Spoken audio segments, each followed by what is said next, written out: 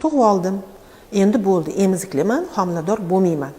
Bunaqa desangiz adashasiz azizlarim.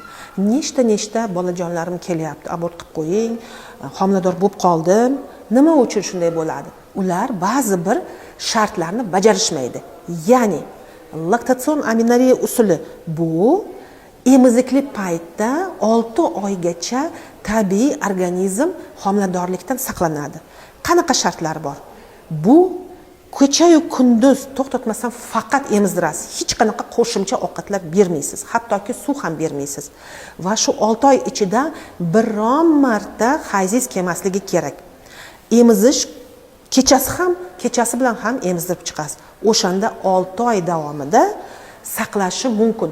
Bu ham 100% kafolatlanmaydi. O'shaning uchun albatta azizlarim, chilla chiqishi bilan himoya vositalari bilan himoyalaning.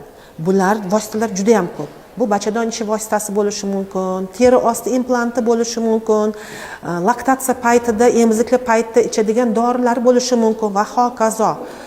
Bu narsalar siz o'zingizni ginekologingiz bilan muhokama qilasiz va o'zingizni ginekologingiz sizga tanlab beradi saqlanish vositasini.